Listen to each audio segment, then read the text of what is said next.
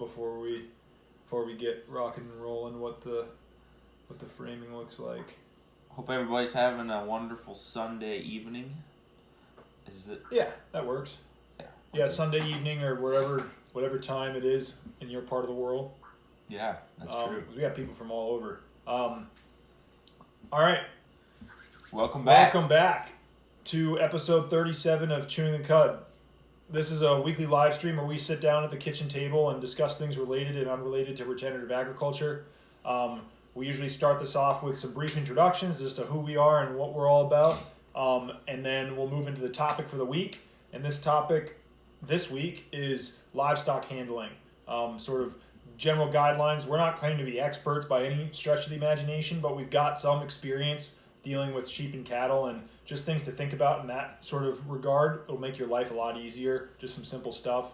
And then we'll move to our favorite part of the session, which is the Q&A, ask us anything.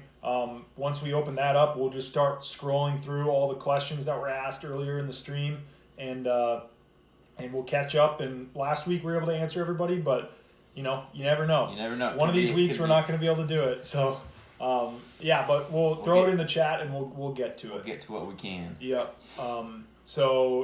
And for those watching on YouTube, Thanks for coming. For tuning in. Showing up. And for those who are watching Instagram, this will be on YouTube later this week, clipped out. So anyway, further introductions. Howdy everybody, I'm Isaac Tappenden. This is Ben Hawley. We're interns here at Green Pastures Farm with Greg Judy. We run 370 head of South Pole cattle, 160 St. Croix sired hair sheep. We sell bale rollers, we grow shiitake mushrooms, we host grazing schools, we lead farm walks, we do some consulting. We're actually going consulting tomorrow, so that's kind of cool. Somewhere local. But yeah, we're both super passionate about this way of life and this style of caring for the land and leaving it better than we found it. And so with that, we can dive into the topic. Yep. So the topic for this week is, like I said, is livestock handling. So I guess the first thing to think about, right, with hold on, I'm just listening. It's penis. Yeah, it's the dogs. Anyway, sorry. It was a little OCD moment or whatever. But anyway, so like I think it was OCD. Yeah, ADD. Something like that. Livestock handling. So I guess the first sort of things to think about when it comes to livestock handling is we're going to talk about sheep and cattle because that's what we've got experience with. Obviously, there's bison and pigs and llamas and alpacas. And there's some chickens. There are some, although anyway, there are some principles that are universal across species, and some things that we'll talk about that are different between handling with sheep and cattle specifically, but as such, there will be differences between sheep and cattle, as there will be differences between bison and llamas and pigs and chickens and rabbits and goats. One spits in your face, one... Yeah. I don't know. Anyway. So let's just talk about some of the universal concepts that we've learned from Greg and also, learn from experience and whatnot. I think probably the number one thing, just to kick it off, is to make sure that whenever you're handling animals, and that means any way, shape, or form, like if you're doing them, paddock moves, if you're working them in the chute, if you're tagging on a cattle drive, or castrating, or vaccinations, or like any number of those things, sorting them off to go bring them to the vet or something like that. Anytime that you are, I guess, in the presence of that animal and influencing the way it's moving or going about its day, like that would count as livestock handling. So I think the first thing right off the bat is you should never ever be in a rush. Always leave your watch in the truck. That's what Greg told us, because animals can sense when you're like they can sense your attitude and sort of mood as you're going about things. And so if you're just sort of frantically rushing around because you're late for something, or you just like left something on in the stove, and so or on the stove or in the oven or something, and you want to get back because you want to eat dinner, or there's a football game or something, right? Those are the times when you're rushing where stuff is just going to blow up in your face. So if you can just take a breath before you go in with whatever animal you're about to deal with and just be like, oh, this will take as long as it takes and it can wait, you know? I can always make a new dinner. I can always record the football game, you know? Like that kind of stuff. So don't be in a rush. It'll actually make it go faster. Yeah, because a lot of times, if you just take it easy and go take your time, it's gonna go faster than if you rush it. Things go bad, and then you're midnight and with a headlamp chasing cattle. Or whatever. In the pouring rain in the and sort of along the same lines, like if something does go not according to plan when you're sorting something off and it jumps a fence or runs back in or jumps off the farm or like something goes completely awry when you're dealing with them, along the same lines of don't be in a rush, you also like should not try as hard as you can to not get angry or upset when stuff like that happens, because again, the animal can sense when you're pissed off and it will react poorly to you if you're just angry or seeing red or whatever and you're like, that stupid cow, like, you know, like that kind of thing. If you can just take a deep breath and be like, it's fine, it'll be all good, we'll get it back, like no worries, it'll just take a little bit longer. If you can sort of just keep that really mellow attitude when you're in there and dealing with them, even when stuff goes wrong, keep it kind of roll with the punches. Yeah, keep it calm, keep it controlled, keep it nice and steady, not in a rush, and stuff. Regardless of what you're doing, that's gonna help you out a lot. And for different people, it's easier for some people than it is for others. So. Yeah. So if you're naturally a go kind of person, or you naturally get upset about things like easily, and you sort of know that about yourself, you got to even be more conscious. If you're a super mellow guy or girl, you're gonna do pretty well just because of your nature. So that's probably the biggest number one thing to think about in the beginning. Yep. Another big one, especially with cattle, is your safety comes first, you know, before anything else, and you really have to keep in mind what you're handling, what kind of animals are your animals. A little bit sparky. Are they a little bit excited, or are they mellow? Do they get crazy when they get into the corral? Do they are they trying? If you're tagging a calf, is the mother gonna come after you, and or is she just gonna be fine? Like, you just got to be aware of that and understand that they are big, strong animals, and in the blink of an eye, they could maim you for life. If best case scenario, sometimes best, like, they could kill you. They could, and so you just have to keep that in your mind at the back of your mind at all times. Regardless of how mellow the animal is, too, because we've had cattle that are totally chill. You can basically go up and pet them almost when they're out in the pasture, and you get them up in a chute, and they go ballistic. They go ballistic because they just don't have any experience being in there, because they rarely have to go in.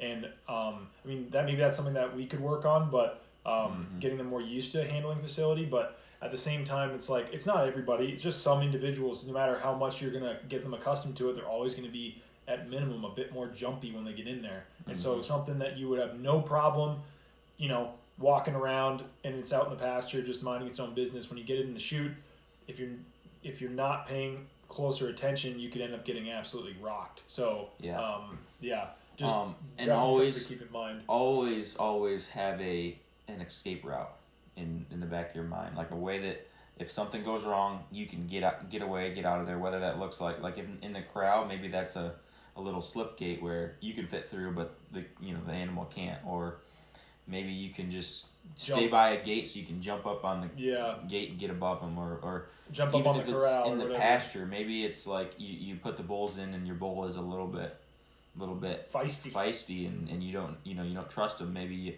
you don't go into a paddock without the four-wheeler or without trees in it or something that you can get away. So you got to keep that stuff in mind, because you being safe is the number one should be the number one priority.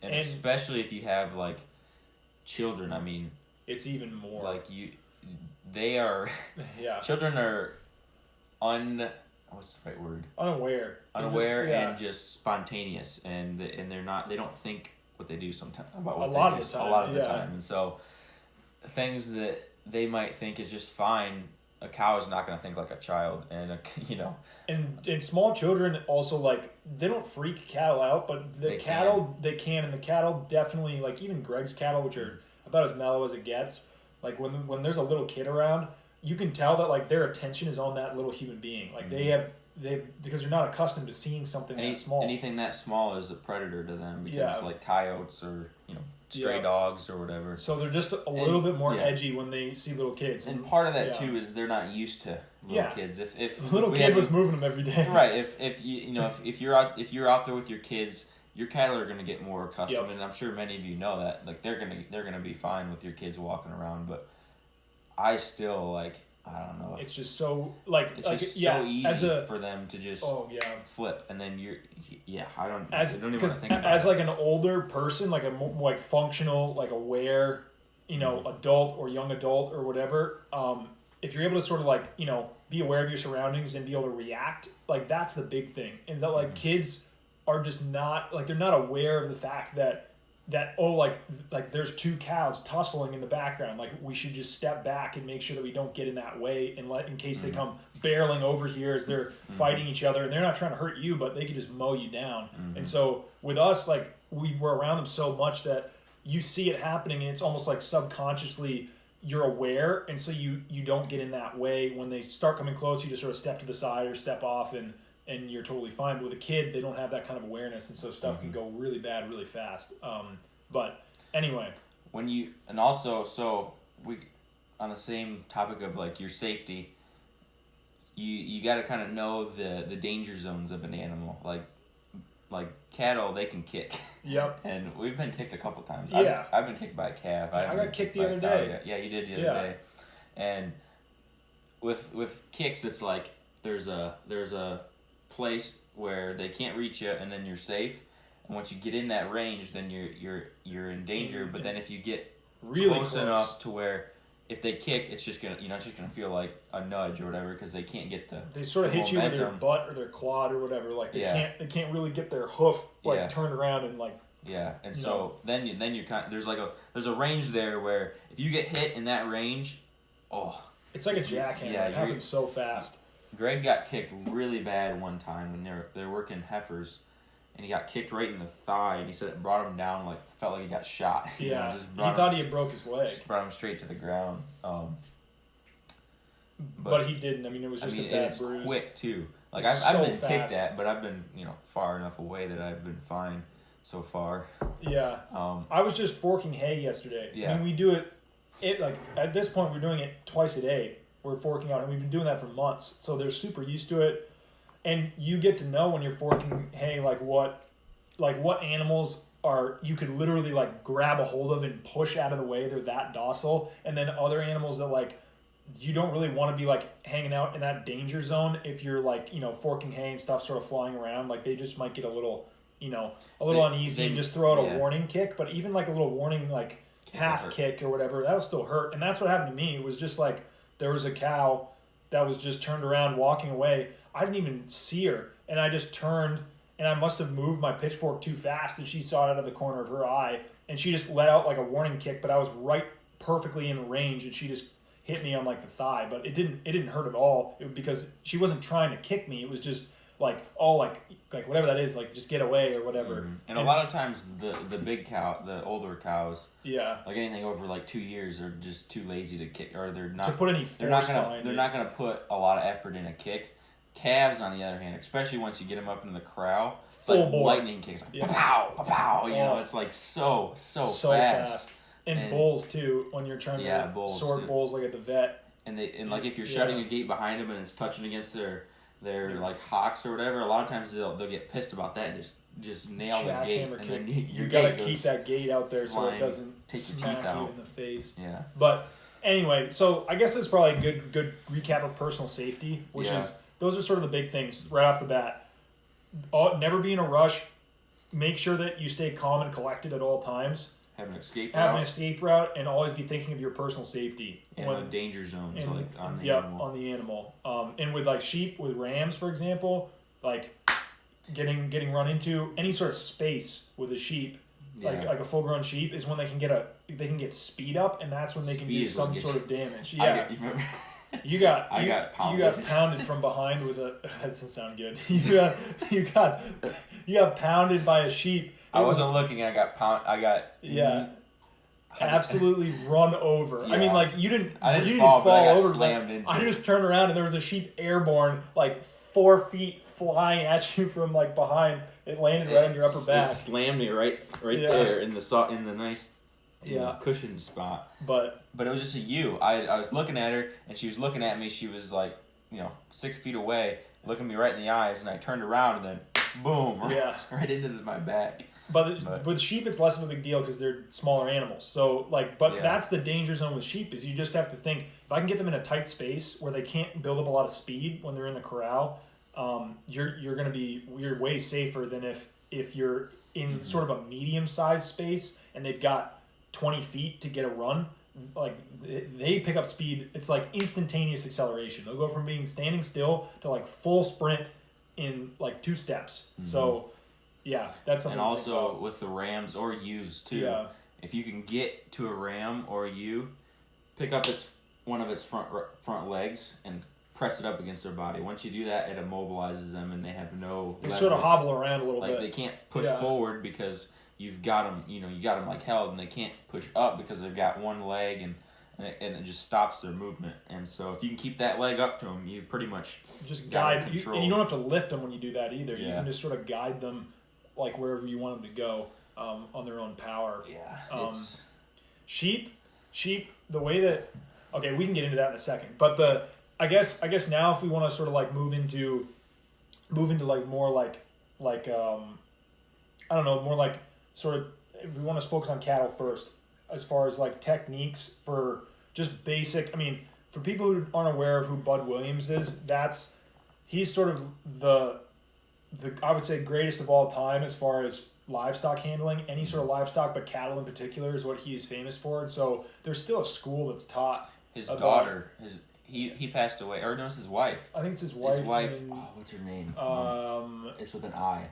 It's not Eunice, is it? Yeah, it's Eunice. Yeah. It's Bud and Eunice Williams, and then his daughter is also.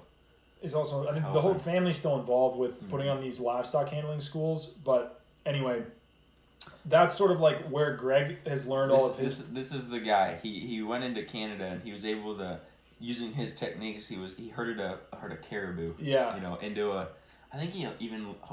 Was it on? No, it wasn't onto a ship. That was the other cattle. That was like these wild cattle for generations in the Aleutian Islands that they couldn't get off the island because they're just completely wild. Mm-hmm. And he was able to go on there and working with them for a long period of time was able to walk them onto a barge. Yeah. Just from herding them. From like herding on techniques. His feet with dogs. Maybe. So we're not anywhere near approaching like that kind of a level, but it's more just some of his general principles of like how to handle livestock is. I mean, like he would say, because this is all third person because we're learning it from Greg, who learned it from him. Mm-hmm. But never be in a rush, like that kind of stuff. Always be moving nice and calm and collected and slowly. Like that's all sort of Bud Williams-esque, like low stress livestock handling principles. But basically, all it is like you're trying to think about like what is the cow thinking? She's So let's just say this first. A cow is a prey animal, and so she feels most comfortable when she's got something behind her because she knows she doesn't want to fight, but she knows she can outrun whatever it is. And so she has a way to get away. She feels safe. So if she's got an eye on you behind, she feels real comfortable walking. That's why, like the whole, and Bud used to say this to Greg, like the whole cow call thing. Like where Greg can call his cattle and they'll hear that and they'll come. It works because we've trained the cattle to it, but there's some times, and it's happened with us here. It would be so useful. Where it's unnatural for cows to come because that means like we're predators to them, and so for us to call them and them to come, that's unnatural. So he would say like you always should be driving them, like teaching your cattle how to drive. Which drive as in like walk in the way you not tell get behind them. the wheel of a car. Walk the way you tell them to. The way with your body language you tell them to walk. And that's the big thing. It's like you're basically getting inside the head of the animal and thinking what it would be thinking, right? Mm-hmm. I feel most comfortable since I'm a big, fast, strong animal. I feel most comfortable with stuff behind me, right? Get a paper so we go, but yeah, I feel most comfortable with things behind me. So therefore, if you apply pressure, meaning if you get closer to that animal and within what would be called its flight zone, and with Greg's cattle, it's basically like we could touch them. So that's about the flight zone is maybe a foot or two for 90% of the animals that are in that herd. For a lot of other cattle, it might be 6 feet, 10 feet, 20 feet, 50 yards. It just depends on how comfortable your cattle are with you on foot. And so you apply pressure by like approaching that flight zone. And if you can think about, okay, where do I want that animal to go? I want them to go through that gate, or I want them to go into that pasture or something like that. You just stand in a way where the most logical option for the animal is to move in the direction you want it to move, if that makes any sense. So if I want it to move to the right, I would move my body over to the left so that I'm applying pressure on the left side of the animal, meaning that it feels more comfortable going to the right as opposed to going to the left, and vice versa. If I want it to go to the left, I make sure I put more pressure on the right-hand side of the animal so that it starts to turn and go towards the left. And that way you sort of, if you wanted to go straight, you sort of just like move in a zigzag motion behind the animal, trying to get it like pressure on one side, it goes a little bit one way, pressure on the other side, it goes a little bit the other way, and they sort of start to get the picture, okay, I feel comfortable heading this direction because he's not getting closer to me if I keep walking that way. And so that's sort of like the basics of being able to move an animal just with like the positioning of your body. And Bud used to work with dogs. We don't work with dogs, but that's an augmentation to this whole process. Is if you have a dog that's working with you, the dog knows even better instinctually than you do where it needs to be positioned to get the animal to move where it wants it to move.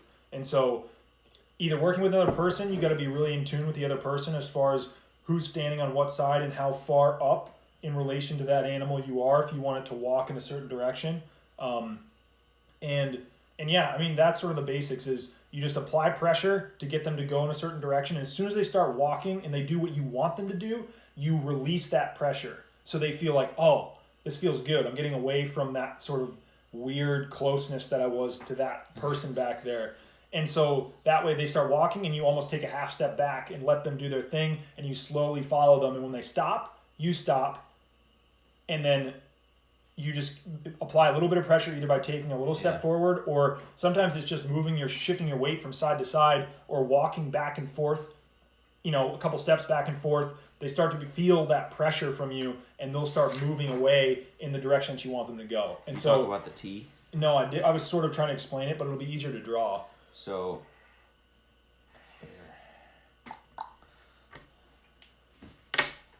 don't mind the ginger in the top corner. That was gonna be our grocery. On our grocery list for next week. So let's see. This is gonna be hard because I can't see it. It's fine. And so the cow is the cow is the 8. So this is the cow right here, and she's looking out her eye. Her vision is like angle. I'm gonna draw that. Yeah. So you don't want to be positioned directly behind the animal because she can't see you. You got to be off to an angle so she can see you out of the corner of the eye. Her blind spot is this area right here where she can't see. And if you're in that area, she feels uncomfortable and she then turns her head to be able to see you, and that stops movement. So you want to keep your body out here so she can see you and she can see you're following her. So she's going to keep walking, and she feels comfortable because you haven't gone into her blind spot. And so there's a T directly, straight from where you want her to go, and then perpendicular. You could be standing on either of these spots to get her to go down this, to follow this T, which the T may be where you want her to go into the corral or whatever. If you want her to go that way, then you make the T like this. So like this guy would come up here, and this guy would fall back. If you're doing it by yourself, then you'd come over here, to get her to go more at an angle. That's kind of the basics. That gives you a picture of how we would where you'd be positioned and exactly how you control her. And if you're moving a group of animals, you should always focus on the animals in front, like the lead animals, because if you can get those animals to start moving, like just a small portion of them to move the direction you want them to move, the rest of the animals are just going to follow the ones that are going. So if you just ignore the ones that are in the back, and even if they're sort of like turning around or looking, but if you can keep the ones in the front going the direction you want them to go, like the rest of the animals will start moving like a siphon. Because if you try to get in the behind them and get all of them all at once, then the people, the cows in the front are going to be like, what the heck is he doing? Turn around and look at you. Oh, and then stop movement. Yeah. So just focus on the ones in the front. And there's a lot of stuff, like more detail than we could really even explain without notes in front of us as far as things to be doing. Bottom line is, though, another great alternative if you're trying to handle cattle, and we use this sometimes when they're just super stubborn about wanting to go in a certain direction and we can't get them to turn. And this comes back to the fact that our cattle aren't accustomed to driving. They're accustomed, so they're not taught to drive, which is a bit of a problem in certain circumstances. So what we'll do, because they're so broke to polybraid, is we'll get a V of polybraid around them where we'll have one guy holding it up here, one guy holding it up here, and one guy in the back. And you can catch them all, or a chunk of them in a V, and start walking them in the direction you want them to go. And they respect that wire, so they won't try to come back. And you just keep moving that portion of them where you want them to go, and the rest of them will see their buddies walking away and be like, oh man, maybe we should go over there. And once you get a critical mass of them moving, the whole herd will start moving in that direction. So if you're inexperienced with this whole, I would recommend trying it and getting used to it. But if you're super inexperienced with this and you got to get your animals in a certain place, if they're broke to hot wire, making a V with that, either with 3 people or 2 people in a fence, that's technique that we use a lot because our animals aren't taught to drive. But yeah. Yeah, with Greg's animals, since they're so docile, it's like you got to be on their hip. Yep. Basically. Yeah, I mean, like a lot of them, it's basically within arm's reach. Yeah. That's their. Like, oh, okay, I guess I should get going now. Yeah. The annoying part is like our friend 864. Like we call her our friend. We call her our friend because we can go up and like start scratching her behind her ears. She has no fight zone. So if you ever want her to move like off of a piece of hay you're trying to fork out or something, you like have to physically try to push her out of the way, because if you just stand there, she'll be like, oh. If you try to like touch her, she'll be like, oh yeah, feels kind of good. Thanks. I like a scratch. You have to like shove her out of the way to get her to start moving. Or pat her or whatever. Or like do some way to get her out of there. Yeah, but anyway, so that's sort of like cattle basics. With sheep are a little more interesting. Actually, let's talk about this before I shift to sheep. Bud box. So Bud Williams designed this cattle handling apparatus facility, kind of that best suits the bovine's brain. Mm-hmm. And so when they're in the corral, they're always looking how to get out, looking for escape points. And so if you can capitalize on that desire to get out, you know, the animals are going to feel more comfortable because they think they're getting away, and then they're just going to work so much better. So this is how I'm going to wait and make sure I can see it, because the other one was kind of hard to see. Waiting for my phone to catch up. If you just try to not wiggle the table, it'll also help too. Okay. One of these days I'll get a tripod. Here we go. Okay. Yeah, it works pretty good. All right, so this is the bud box that I'm talking about, this square. Let's say this is a gate. The cattle are in here, and you open the gate and you sort off 1 or 2 head, and they go running in here. This is the dotted line that they're going. So then you take the gate and you shut it, and you walk in behind them, and you follow the exact way that they went, and they're going to keep circling around this pen. They're going to come up against this gate, and they're going to see the opening right here. And they think they're going to get away. And so then, like, oh, I'm going to go back to the way I came. And so they go running straight down into the chute, and you've got them caught. And so it's like this constant flow. And then, you know, you open it up, you get one in there, you shut it, you follow them, and they run right in through the chute. And cattle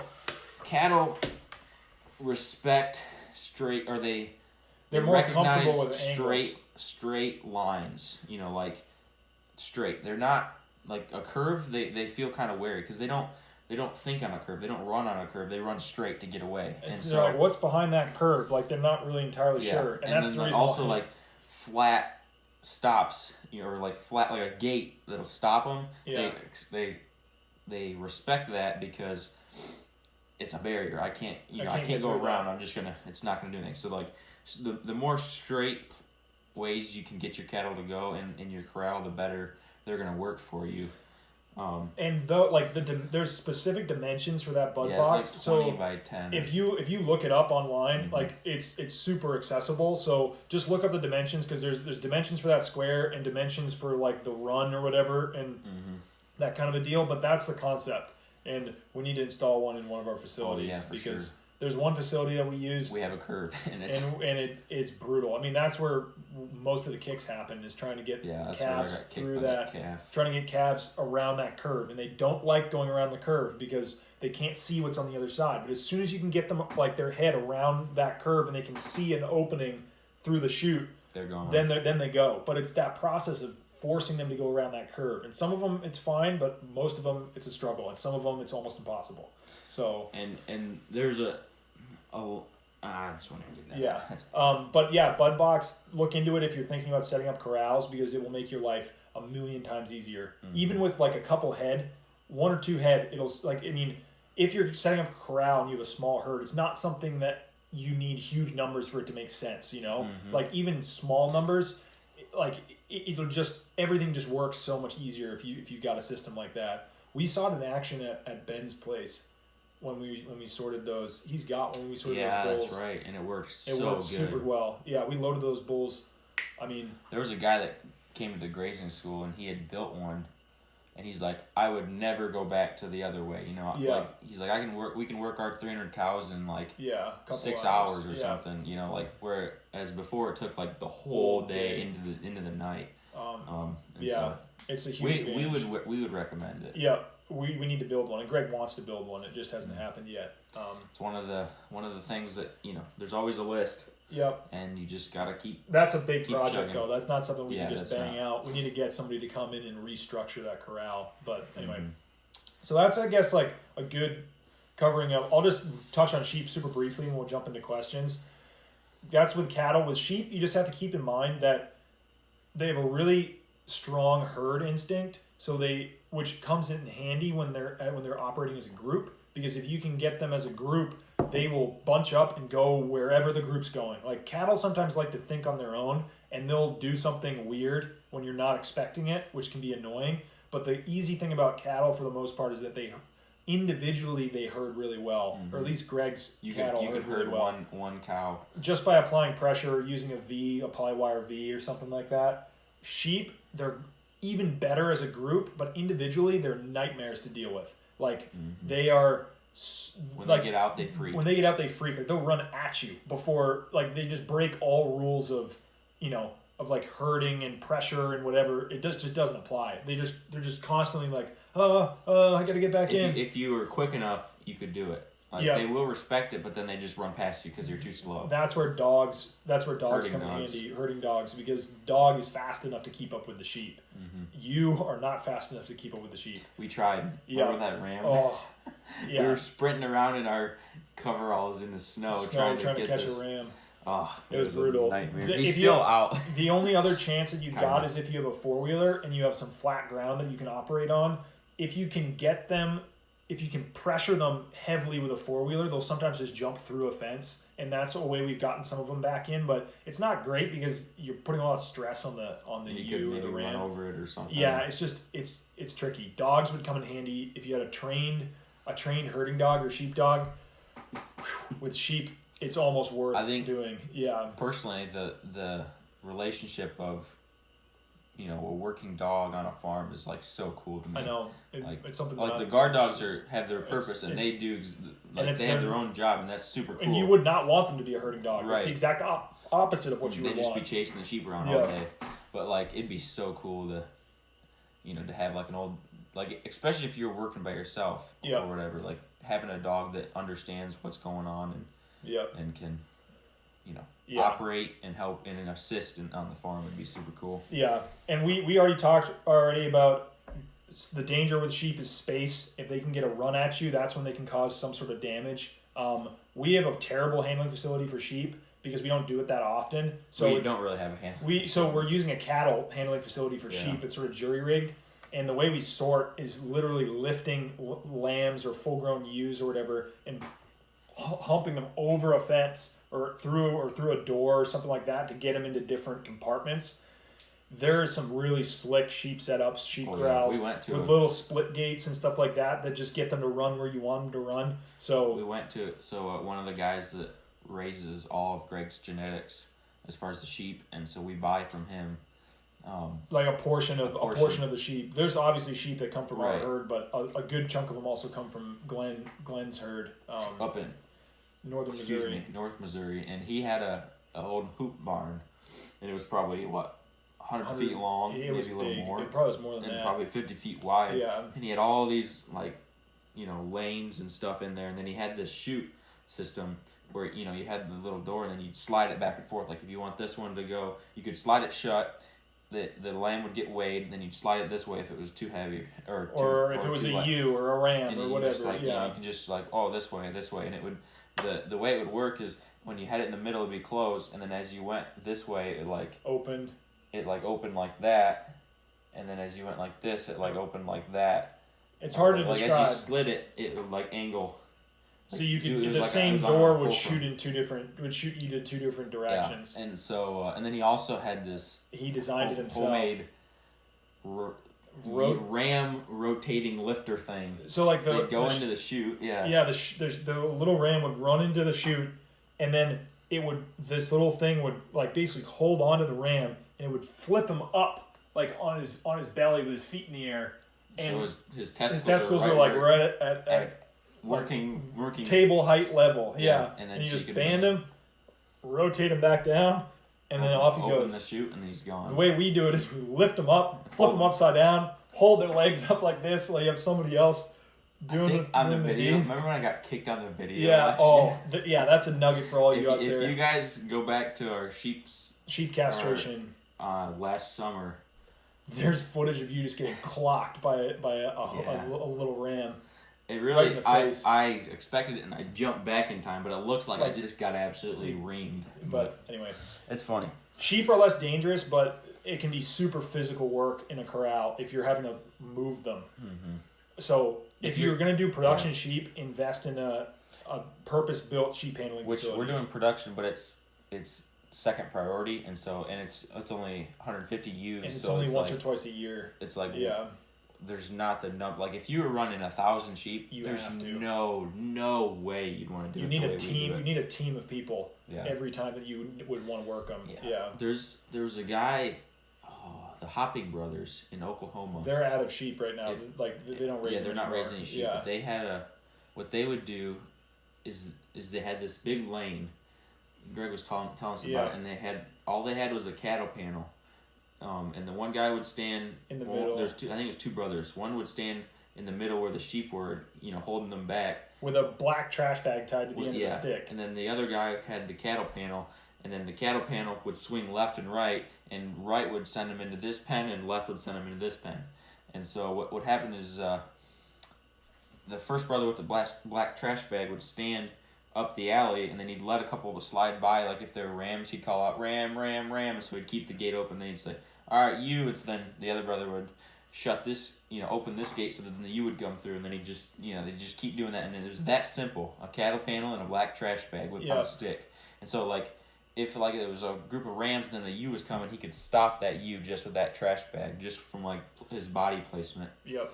And they would run past him because they'd see their buddies in that pen, either the ram pen or the ewe pen. So when they see sheep, they go. They don't think. They don't stop. They just, I need to get there to the flock, and so it can be as simple as that. Yep. But just thinking about the way the animal thinks, if you can rely on that, it's going to make things so much easier because they want to do what you were wanting them to do. If that makes any sense. Yep. That's universal. I think that's good. That was a long discussion. I didn't know it was going to be that long. Yeah. So let's jump into questions, and I bet there's I don't think we're going to catch up with them. That's okay. We'll get going on it. Yep. So first question. Sorry. Looking at writing a lease contract for some land, I'd love to know our or Greg's points of value of land to pay for leases. our Like points of view, is that what he's saying? Or maybe. Yeah. I mean, we can just talk a little bit about leases. Yeah, because like leasing is, such an advantage because you don't own the land, but then you can utilize it. I mean, you have to pay still, but you don't have to pay taxes on the land because you don't own it. Yeah, you're just paying rent essentially. But it's all about the relationship you have with the landowner. That's what we learned. That's the biggest component of it. Yeah. And if you can have that relationship and build that trust with that landowner, he or she is going to be a lot more willing to let you do some things that maybe they wouldn't let other people do because they trust you. They know that you're looking out for them and you're treating their land like it was your own. Yeah. So that's the biggest thing. Mm-hmm. And it's the biggest thing with even getting a lease in the first place Mm-hmm. is like you've got to develop you can't just cold call someone and be like, I want to lease your farm. I do regenerative grazing. They'd probably be like, click, So you've got to, if you've got somebody in mind that you feel like you want to potentially lease their farm, you need to develop a relationship with that person without any premonition of there being some sort of business agreement at all in the future. Just understand what they're all about and why they even own the land in the first place. Maybe it's a neighbor that neighbors your land, and you have them over for a bonfire, and you roast some of your own homemade, grass-fed beef hot dogs or pork hot dogs, and then maybe the topic gets to going, and you're like, man, you guys have some good-looking pasture. What are you guys doing? And then you just the can of worms is open, then you just spill the guts, talking about it. Don't even bring up the leasing his land until maybe he shows interest. Or he or she do you think I can do that on my place?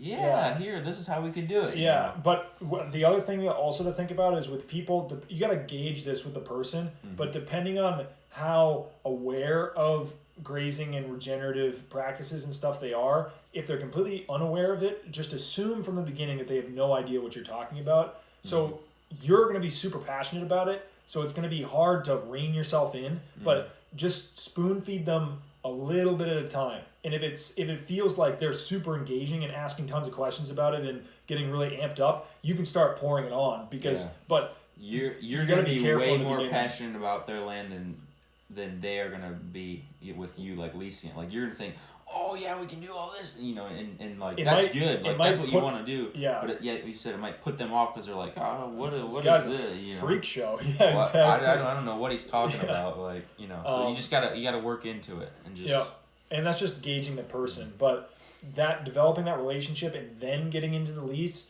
is way more likely to be able to come up with some sort of an arrangement at that point than if you're just cold. I mean, sometimes I'm not saying it doesn't work, but cold calling people. It might work, but it might not. You know what I mean? And maybe that person that it didn't work with, if you had just spent the time to develop that groundwork, it would have been an awesome relationship down the road. But it was just so abrupt and unexpected in the beginning that you just put yourself out of any opportunity. So just some things to think about leasing land. If you have the means to, obviously owning land is the ultimate goal for a lot of people and for good reason, But for most people who don't have the kind of cash to throw around where you can put together huge amounts of acreage, it is the only way that you can gain access in a lot of circumstances to large tracts of land. So and it allows you to let's say you own land, but it's not enough land to let you make a living on it. Yeah. It allows you to then you can maybe double the land with less of a a capital, and then now you're suddenly able to stay on the farm and then keep your attention there at the farm because you can afford to do so. Good question. We're gonna do a whole chewing the cud on leases, I think, in the future. So on the list, is there a minimum size of land you look for to lease, even starting with a small flock? Question. Yes. Is just considering work inputs to get set up, and would you consider transporting animals from land to land? So I'd say the number one priority, if you can walk the animals to that piece, no piece is too small. Because every half a day, quarter of a day, or whatever that you're spending on somebody else's property is that much time that the rest of your land is recovering, which is worth a ton of money. So it's worth a ton of money being in payment for the lease to a certain extent, but also infrastructure set up and time and hassle to get that done. So let's just maybe But do like a example. Like, so let's say it's a 5-acre piece, and you can stay on that land for half a day, yeah, 6 times a year. Well, you just fed 300 animals. Let's say they were gaining on average a pound a day, just because like in the different seasons. Yeah. That's pound a day times 300 is 300 pounds a day. Times 3 days, because it's half day move 6 days out of the year. So it's 900, no, 3 times 300, 900 pounds. So whatever you charge for your, grass-fed beef, that's how much you make. Let's say you charge $3 a pound. That's $2,700 you just made from 6 days of grazing. Grazing a 5-acre piece. So, like, 5 acres in the scheme of like this whole farm is not, not very big. But when you think of it in those terms, it's like worth a ton of money. With $2,700, like you could put up the infrastructure on 5 acres in like $100 or maybe even less, or more, depending on the situation. Like if you're just doing a single wire and you've already got the posts or you've already got stuff like that, like you could make it, super cheap for the amount of gain you're getting from that. So and as far as trucking animals, that's where you got to really start considering the size of the piece. Yeah. Because it's going to put stress on your livestock. Once, it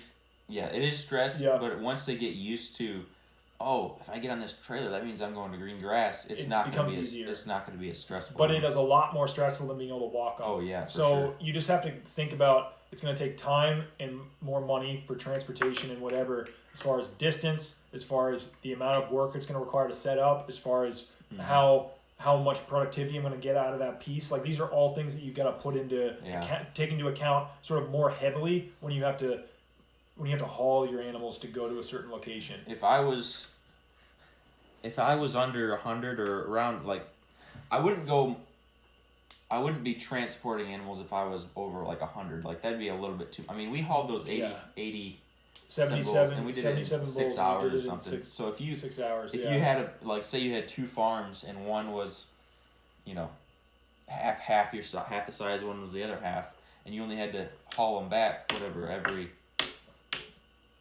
I don't know, let's say you had to haul them 4 times a year or something, back and forth, and then you could do it in 6 hours, then maybe it was worth it. But you just got to weigh those. Options. Maybe you have 20 cows, then I would say it definitely, if you can gain a lot of time on that piece, it could be definitely worth it. But these are the things you got to work through and consider for your particular situation. Like, we can throw out ideas, but at the end of the day, you got to sit down and just crunch the numbers, so to speak, and think about that kind of stuff.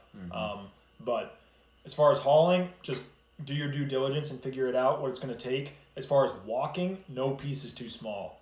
As long as it, like, financially you're able to put up the infrastructure necessary, no piece is too small. So it's a really good question. Good question. Yeah. All right. You've been interns with Greg for right at 1 year. You've castrated, tagged calves, built fence, built tire tanks, and butchered a cow. Yep. What has been your least favorite job and most favorite job? That's a good question. Great, well written. We've talked about this before, so we already sort of have a long time ago. That was one of the earlier Chewing the Cud episodes. We got a question like that, like episode 4 or something like that. He hadn't posted it. It's not posted. Maybe on your Instagram. On my Instagram, I think it's still there, but it's not posted. I don't know which one it is. Yeah. Least favorite and I know mine. Least favorite. My least favorite job is dealing with scours calves. Calves that are sick and have scours. It is my least favorite job of all time for a number of reasons. One, you just feel terrible for the calf. And for people who are unaware of what scours is, it's essentially just calf diarrhea. But there's a whole host of reasons. Scours is a symptom. Like, there's a whole host of reasons why the calf could have gotten scours. And it's the number one killer of calves just in livestock in general. We have very, very few cases compared to normal. But we still have a couple. And it can be caused by a number of things, like too much milk, so that irritates their gut. It could be a compromised immune system because they're not getting a proper nutrition, or maybe bad weather. If they've been exposed to their own manure, or like mud, or just like feedlot conditions, like that's going to bring on scours very quickly. And what happens is they just get incredibly dehydrated, really lethargic. Their manure is basically pure like rotten milk. Essentially, is what it is. It is the worst worst smell. smelling thing of all Oh my time. goodness. And if it gets on anything, it about makes you want to vomit. Oh, I hate the smell of it. It's so bad.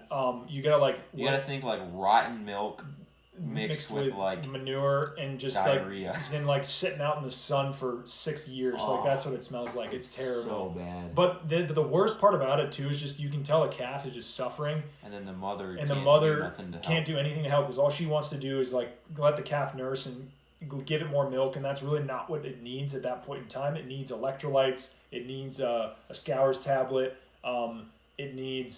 Sometimes it needs a shot of like vitamin B or whatever that was that we were giving that one calf. And even still, like you can use an esophagus feeder and like be nursing that calf back to health for like a week, and it's finally making a turnaround, and then it can just slide immediately downhill again and die. And so it's just such a demoralizing, nasty, just it makes you feel terrible. I hate it when we deal with those. I think we've had one calf survive that we've dealt with. That's gotten serious scours. And we were able to turn it around and be still. If you can catch it early, you have a much better chance. Well, we probably lost three last year to scours, which is tiny. Which in 124 calves is pretty good. It's a tiny percentage. So anyway, but hands down, least favorite job. Most favorite. I still get such a buzz out of moving the cows like that. That fresh piece of grass and 300 animals racing by it full tilt. Like there's nothing like, or like big like little cattle drives, or like where they're coming down a hill and they're just running and kicking and bucking and all happy like that. Just that gets me going. I get excited. With that. That's probably my favorite part of the job. Still, I mean, it doesn't really get old. Even Greg, Greg loves it too, which that's why he's doing it. Yeah, but I agree with that too. I also really enjoy developing a plan for a particular piece, for because every time of year, every time we approach something, like a different piece of the farm or whatever, it's always different. Like we rarely fence it exactly the same way every time. Like it'll be similar sometimes, but developing a plan of attack as far as like, okay, we're going to graze this farm off like this, and then getting it set up and executing that, and then leaving that farm and being like, man, we just like got everything out of that. It looks so good. Like that feeling like satisfaction of developing that plan, executing, and then seeing the result. Animals are happy, land looks really good, and then next time around you sort of see the fruits of that labor with just awesome regrowth, and like that whole cycle in action is super cool. So 'cause it's like you see it mapped out as to what you're doing. It's like you can move cattle every day, but then to be able to see it all planned out on on the map is just cool. On the map, or even just when you're out there in the field, and like looking at being like, all right, we're gonna split it up this way. We're gonna move them from here to here because it makes more sense with that water, or they've got more feed up here. We need to lock them up there because it's more lignified. Like all that sort of like art of the whole thing is super fun. I can see. I get that too. Yeah, but anyway. Yeah.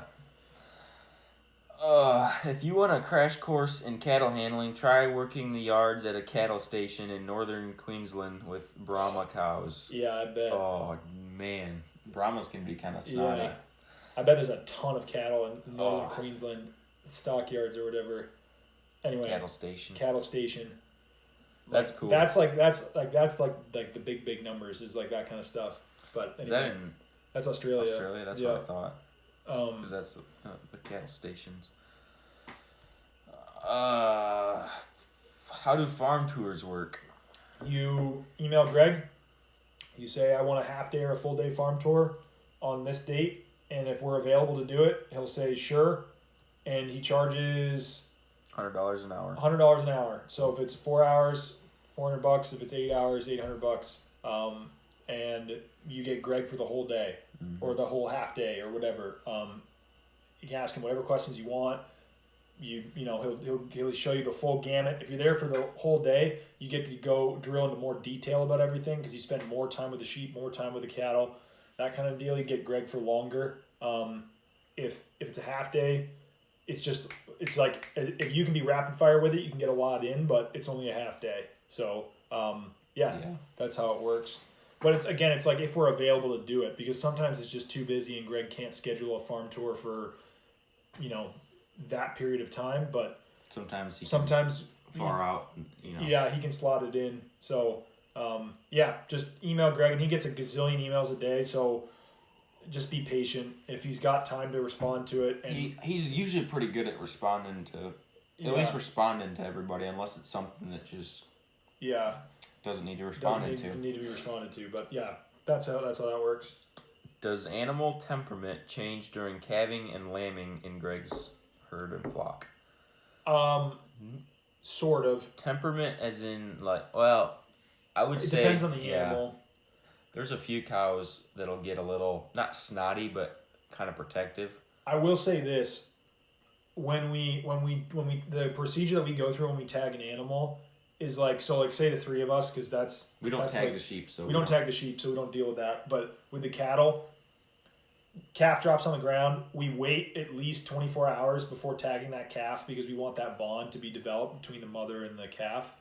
After a day, 2 days, you don't really want to wait longer than that, because stuff starts to get very difficult to handle when they get older. Mm-hmm. But the procedure though is if Isaac's tagging, he'll be grabbing he'll grab the calf, or I'll grab the calf. Isaac will have the applicator, and then Greg will be making sure, he'll be watching the cow and watching our back, so to speak, because I'm holding the calf and Isaac's hunched over trying to make sure he puts the tag where it's supposed to go. He can't be looking over his shoulder at what's going on behind him. So if you have a third person, just paying attention to what the mother's doing and stepping in between the mother and us, it sort of breaks whatever funny business is going on in their head at that moment.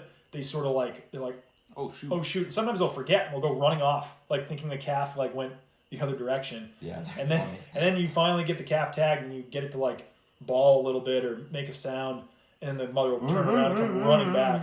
But you just always gotta Greg's cattle, 99% of them don't care. They're not gonna hurt you, but there's a couple of them. Yeah, there's a couple of them, and you just don't want it to be that one that gets you, because you think, it's gonna be fine, and then she just snaps. And like we said, personal safety, understanding the situation, understanding the behavior of the animal. That's one of those situations. So just always have a plan like that. And you can do it with two people. Just the person holding the calf is also watching the mother. Watching the mother. And you can do it with one person. You just have to be very careful, cautious. It might even be worth plopping him on the four-wheeler and speeding away a little bit. Or just even, a lot of times, if you just grab the calf, throw it on the four-wheeler, she doesn't know what happened. She'll go, where did it go? Running. It disappeared. Until it balls. But yeah. And then plop it on the four-wheeler, sit on it, put the tag in. If you're putting screw worm or whatever, spray that on it. Check if he's a bull or heifer, let him go. Yep. Or bring him back to his mother and make sure you always want to make sure they join up, because that relieves the stress. I guess the short answer, or the long answer to that question is potentially their temperament could change during calving, and you just don't want to take that chance. Yeah. You just gotta have a plan. But for the most part, they still maintain a mellow vibe. But yeah. Do you guys have any thoughts on adjusting your farming style to a more arid environment like Colorado? I would talk to people in the area. That'd be the first thing I would do. Talk to people who have been grazing there for a long period of time. Just sort of, even if they're not doing regenerative stuff, what kind of grasses, how much rain do you usually see? How often are there droughts? How long are they? What grasses do well during the drought? What grasses just disintegrate? How long it takes for regrowth? All those kinds of questions you need to be asking people in the area to get a bead on that kind of stuff. That's what I would go through, because a lot of the stuff that we learn is the principles are the same, but it's just context specific. So just understanding more about that specific context and then making assessments on how to set it up is how I would go about it. But I know it's a pretty terrible answer for what you. And there's also there's a lot of advantages and disadvantages to both, because the advantages of an arid climate, you don't have the parasites that you do in a more wet climate. Yep. But you don't have the regrowth because of the water. Your grasses are more highly mineralized because it's drier, but you don't have the tonnage. And so you got to have cattle that are adjusted to that. You You there's another one. need to have you have your farm set up so that, or ranch set up so that you have enough time and large enough paddocks to be able to get back to where you're at. And you gotta be stocked right, which that's all. Yeah, and that's all. I mean, universal. Maybe depending on the scenario, if you're using like BLM land or like something that's not fenced at all and can't be fenced, maybe you've got to use horses to do like some in-herding or something like that. If you're interested in the in-herding, go check out what Alder Spring Ranch. Alder Spring Ranch. They actually have an internship program. They're in Idaho. They have a big Instagram. It was 70. What? Anyways, go check them out. They do a lot of in-herding on horseback, but like that's something that would be in an arid environment with huge amounts of land, very little fence, not a lot of people. That kind of management style might be a priority versus Greg's high tensile wire, perimeter fences, and poly wire, poly braid, paddocks, divisions, and that kind of stuff. Some of it might work in certain scenarios, but this is just, you got to think about your context and take what we're talking about, what we've learned, what Greg talks about, like understand all of that, and then use the pieces that make sense. That's all I can really tell you. We don't have any direct experience managing in that environment. So, yeah. I'll probably have to only do a couple more because we're getting there. What are your plans after the internship? As of now, there's no concrete plans. That becomes more apparent in the fall of 2021. That's when Greg sort of puts out the bat signal, so to speak, as far as they're looking for other opportunities, basically. So for those that don't know, and we'll just keep plugging it. We're staying on another year. Greg offered that to both of us, and Greg and Jan offered that to both of us in October, and we both are loving it here. We're excited about learning more, the opportunities that are gonna come with the second year, and so we're here for another year, putting more content out, learning as much as we can, more reps, a little more responsibility. But would you say, as a general rule, we're both kind of looking at like maybe a farm management position somewhere, doing the same, grazing, managed grazing and just with more calling the shots more. Yeah. Is sort of what we're looking for, to be in control of an operation as far as the grazing side of it, for sure. And for me at least, and I don't know about you, but for me at least, like as far as where I'd want to go, it's like, for me, it's going to be person and location and situation dependent. I don't necessarily have any, biases against I want to be in this part of the country or I want to be this part of the world or whatever. It's more the person or people I'm going to be working for or with, the particular scenario that the business or they're in, and like what their plans are for that business, is really what I'm going to be looking at to see what like that kind of a fit is, because I can figure it out regardless of how similar or dissimilar the environment or the situation is to us. I'm confident that after this next year, we're going to have the tools to be able to handle that kind of stuff. But at the end of the day, the person or the people, the situation, and the future plans of the business are the things that like I'm going to be looking for. Not necessarily the location. It's not necessarily where I'm going to go. So that's really all I can say. And then the only other piece to that is like, I'm super interested in what this thing looks like at scale. So that would be nice, would be if there's either plans for or already an existing operation that's got some serious numbers, like more than, I would say more than Greg's got, like if we're talking high hundreds, maybe even 1,000 head. That'd be super cool to see how that works. So that's me.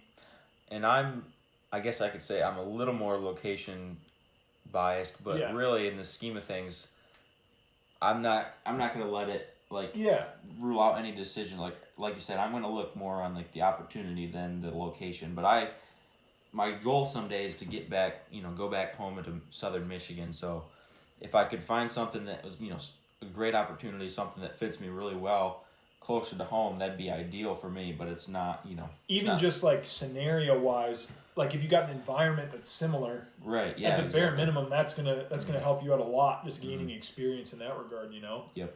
So that's kind of what I'm thinking. Yeah. But anyway. And we're both kind of interested in learning the grass-fed beef side of it too. Absolutely. Just because for those who don't know, for different reasons too. Right, yeah. Right, exactly. Greg, sells probably 98% seed stock. It might even be higher than that, but 99% seed stock. What we mean by that is like breeding animals for other, producers, and he doesn't do much, if anything, with, meat as far as like selling by the cut or by the. He'll sell live withers and live steers to other finishers. Mm-hmm. Yeah. And that works super well for him, and I'm not saying that's wrong, but it's like there's other ways to do it too, and that's what we're interested in learning too. Yeah. Not that we're abandoning the seed stock at all. Like that's a super huge piece to it. Just to put it into context, like for me, the way I see it from where I'm sitting now, and this viewpoint could change dramatically with more experience or more knowledge, but from where I'm sitting now, a larger scale operation, there's going to be a piece of that seed stock is going to be important. But when you're running over 1,000 head, there's not 1,000 heads worth of seed stock in there. There's going to be a huge portion of that herd that needs to get marketed as some sort of beef every year, whether that's live animals or by the cut or whole halves or online or direct to consumer somehow. I feel like that's going to have to be some piece of that scale situation. But then, like, as far as like feeding a community or whatever, right, that's kind of where the direction I'm headed is. I'm real focused. I'm real interested in like you can't feed it right. Like you can't feed your herd bull. You know what I mean? Right, like that's not how that works. I'm interested in how can I market this beef to people and get that feed my community something that's worth eating. Yeah, exactly. So it's like there's you'll find if you're into this that there's just an array. Yeah, it's there's like, so many different. Not necessarily even in just cattle. Like there's just so many different ways you can go about it. It's like as unique as each producer is. Mm-hmm. There's that many different ways of going about the business and the whole gamut of how it works, which is super cool and exciting. All right, I think we have 2 questions left. All right, wow. Okay, cool. Maybe 3. Let's just crank them out. Any more questions? We're gonna have to wait till next week. I apologize. We gotta get to bed. We got a consultation tomorrow. Gotta be sharp. Wake up early. Gotta be sharp. So the least response, it's extended family. The farm has been ignored for some hay can't talk. Or some hayed fields. He wants the land to pay for itself. I think he's mainly just wanting some kind of income. And then sounds like a good situation. I don't want it to be tilled to death and never-ending corn soy like other farms, especially when I have animals and ready to expand. Exactly. Yeah. Sounds like a good situation. You got an in. The guy just wants to be able to make some supplementary income. He's family, so it's going to be easy to work with. Yep. Sounds like a good situation. Say go for it. But again, spoon feed. Mm-hmm. Don't just hit him with a fire hose of information in the beginning about how you're going to make his life better through regenerative management. Because you will, but you just gotta let him find it out on his own. Slow trickle. It's like the same way with animal. You gotta make them think it was their idea. Because then they're wanting to go with it. Yeah, there's more to it than just handling livestock, everybody. Oh goodness. All right, Greg talks about raising pigs and chickens online. Why does he not say much about them in his videos? Because we don't do them anymore. Greg ran pigs for probably 4 years, maybe? Yeah, and they were 100% forage-based for the most part. It took them 2 years to finish a pig. I would have loved to try that pig. Oh. It probably was incredible. He finished on white oak acorns. Yeah. And I mean, he fed a little bit. You could probably make prosciutto out of that thing and sell it for like $100 a pound. Yeah. Oh, anyway. The problem is they tore up a lot of the farm, and Greg wasn't as... So pigs are pigs and chickens, obviously they're omnivores. They're not herbivores. They don't just solely... They can't survive solely on grass. And so... well, in a production standpoint, they can't. As in, like... They can, can, but they're production. not going to be producing either meat or eggs or whatever you need them to produce without giving them that supplementation. Yeah, and so, and even still, like they still rely on some kind of like. Yep. Like acorns. Like some acorns kind of or grubs or high roots. energy Yeah. food supplementation that's not just grass and forage. And so they weren't something that he was interested in doing anymore. And so it's like the pigs. Well, we can talk about the chickens. Like, you know, the whole concept of running chickens behind your cattle, it's super cool, but we move the cattle so fast. There's no way that you could keep chickens up with them. yeah, I think if you had a smaller herd of cattle, like maybe you had 50 cows or something, and you were moving them half an acre a day or whatever, you had the distance is a lot smaller. The distance is a lot smaller, and then you had maybe 100 chickens or something in an egg mobile, and you were moving them around behind the cattle. I think that in that scenario, I mean, you're going to see some huge benefits, not only in like pasture cleanup, but like parasites are going to be sucked up. Your fly load's going to be down. You're going to be getting eggs. You know, me personally, I don't have any desire to get into the egg business as far as for production. It's a tough business. The only, like, I see a huge benefits in the role that chickens have in like the flies and the parasite, you know, the impact on the end land. host of the parasite, the impact on the land. And if you could design a system where you had a so chickens only like travel, like there's like some distance, like 200 yards from where their home is. And so if you can stock your chickens the right amount, so that in that 200 yard or whatever circle, there's enough bugs, grubs, worms, fly larvae, seeds, everything in there to sustain that flock, and you don't have to put in any kind of inputs as far as like feed, and then you can also follow them through behind the cattle. I think that's super cool, and that's something that I really want to do someday. But as far as like trying to produce eggs and sell them as a business, I'm not personally into it, and there's such a small margin that you've got to do a serious scale to make it work. And the market is so competitive, almost everywhere. I think what I'd rather see is everybody have their own 20 chickens and raise their own eggs. It's so simple to keep 20 chickens. It's like one of the easiest livestock to keep. As far as pigs, it's the same sort of deal, and the pigs do a lot of damage if they're not managed properly. And even if they are managed properly, their impact on woods is just heavy, and on pasture is just heavy. And so it's one of those deals where it just wasn't jiving, I should say, with the cattle. It was creating a lot of bare ground in certain areas, and that might have been leading to some blackleg issues with the cattle. And it was just something where it was a lot of effort. It was not a lot of return on it. Greg wasn't super into it, and so it came and it went. It's the same thing with the chickens. It came and it went. And part of that is also knowing your business, knowing your land, and knowing yourself. And Greg just figured, I love my cattle more than I love my pigs and the chickens. And so the cattle stayed and the chickens went, and the pigs went. So not saying that it doesn't work. It just not the chickens. This scenario. I don't think Greg did the chickens. No, that was Alex. the former farm manager. Yeah, was dealing with the chickens, but I mean it was still Greg's operation, right, so he was the final say as far as if they were there or if they weren't there. And so that's the story with that. What are some reputable grass genetic seed stock in southern Illinois or Missouri? South Pole? Green Pastures Farm. Reputable seed stock. We don't really know a lot about other producers just because we're so tunnel vision on like what we're doing. Greg has a network of people that he works with, but if you're interested in it, so when Greg posts the videos of, let's see, a couple months ago, he posted videos of 3/4 cross South Pole heifers for sale, or 3/4 cross steers, which you don't want steers for seed stock, but still. Jump on that, because he's not going to promote it if it's not good quality grass genetic animals. Because those are not out of our herd; they're from somebody else in Missouri that he trusts. He also, like you said, he knows a lot of people in Missouri, and so all over. He's been in the business for long enough, and not just Missouri either. Yeah, like he knows people in Illinois, he knows people in Oklahoma, Tennessee, he knows people in Tennessee, Alabama, Kentucky. all over the place, Yeah. and so.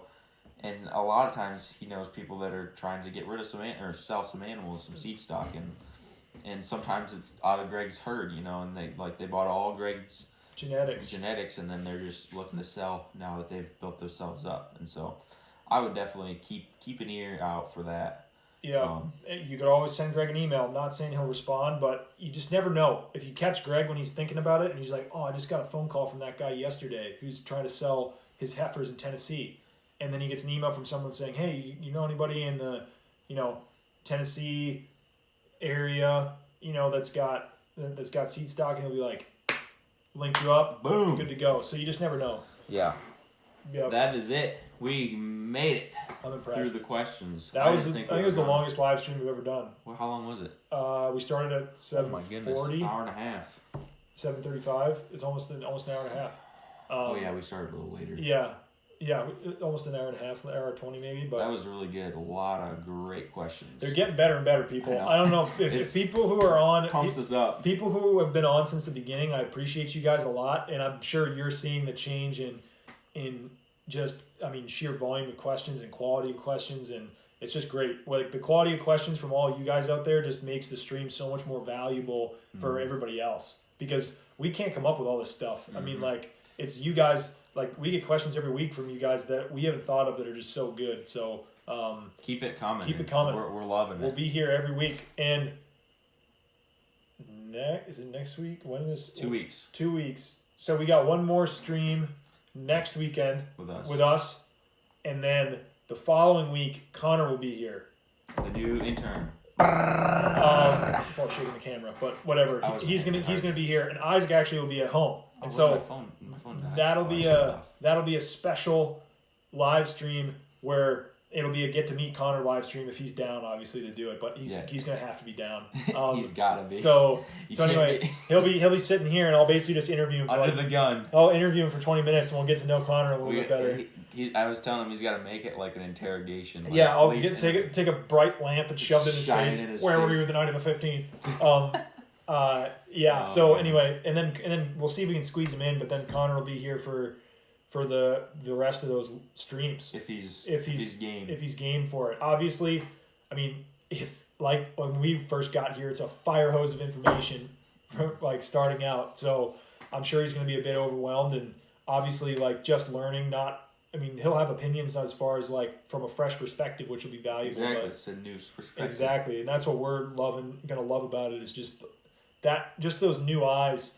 That's why Greg loves the internship program, is because it makes him better, as well as obviously the interns. So and we were able to meet Connor too. Yeah. Last fall, he's a great guy. So super awesome. We're super stoked to have him. Coming. We're getting things around, getting ready for him to move in. So. Sorted out. It'll be three dudes, one trailer. So we're bunking up together. Yeah. Well, that concludes the stream. Thanks everybody for tuning in. Have a good evening. We'll see you here next week. Same time, same place. Look for that announcement. Look for this episode on YouTube this coming week when it gets up there. I'll make a post about that as well. And enjoy the spring, everybody, or the winter if you're in the southern hemisphere. Happy grazing.